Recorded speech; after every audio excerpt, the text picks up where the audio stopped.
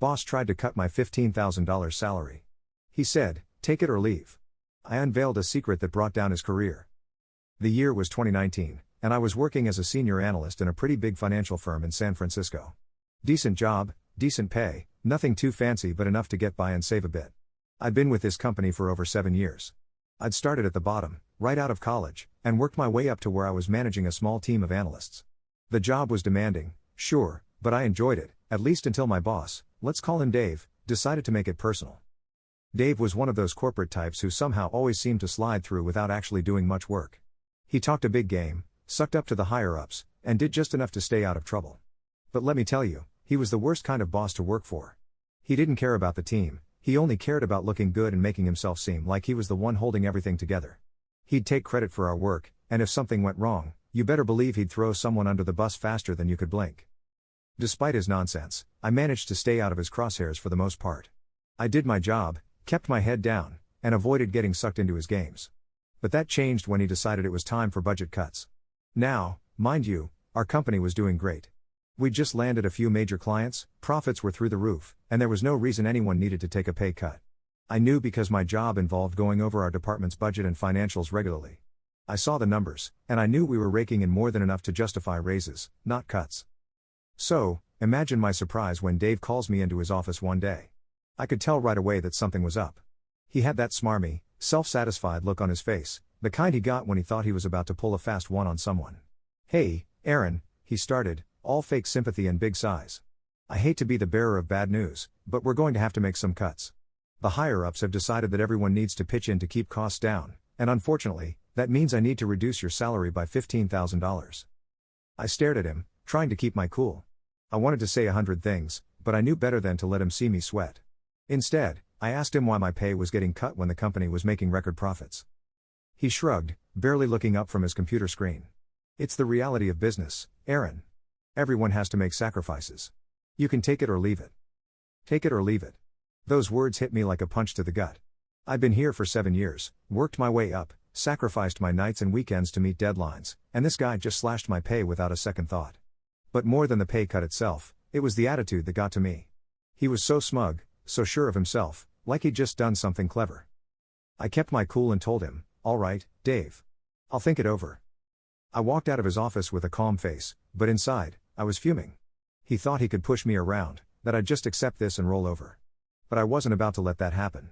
I knew something was fishy about this whole thing, and I decided right then and there that I was going to find out what was really going on.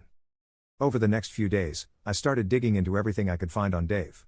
I worked late, combing through company records, expenses, anything I could get my hands on without raising any alarms. And it didn't take long for me to find something suspicious. Dave had a habit of billing personal expenses to the company, hiding them as business trips or client meetings.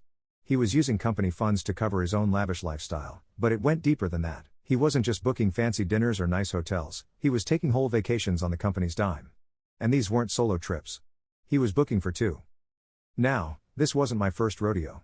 I knew he was married with 2 kids, but these bookings didn't add up. They were for times when I knew he was supposedly working late or out of town on business. Then I noticed the same name popping up on these receipts, a woman from a completely different state, not listed as a client or business partner anywhere in our records. The guy was taking his mistress on luxury vacations, charging every single one to the company. As I dug deeper, I realized this wasn't even the worst of it.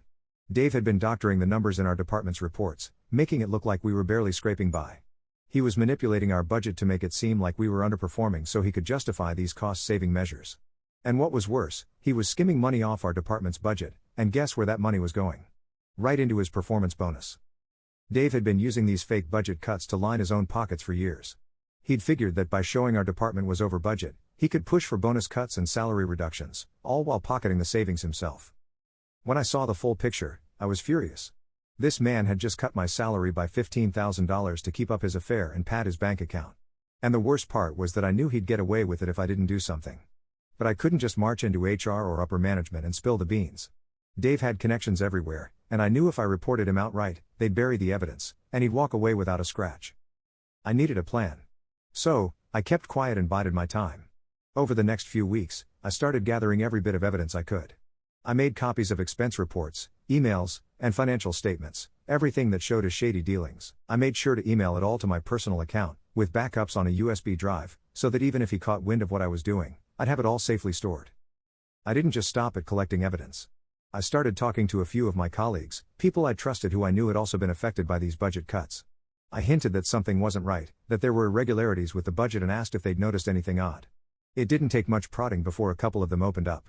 One of my teammates mentioned how his bonus had been mysteriously cut the previous year, even though he'd exceeded his targets.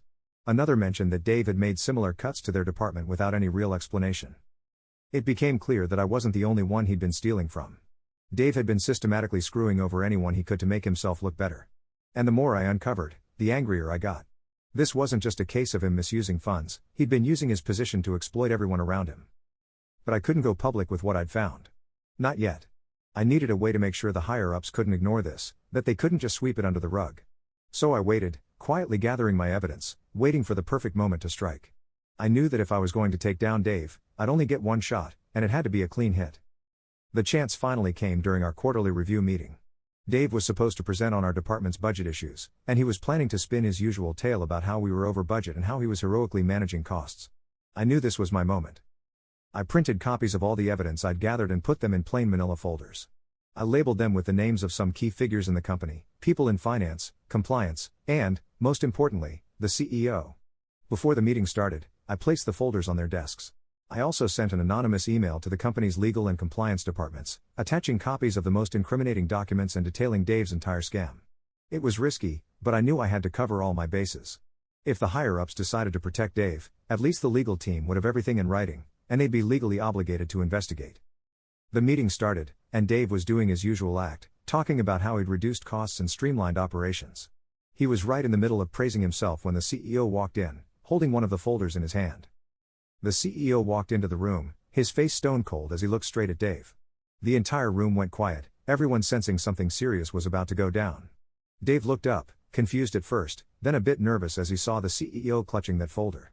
But he tried to keep his cool, giving a small, awkward chuckle. "Dave," the CEO said, voice steady but sharp, "can you explain this?"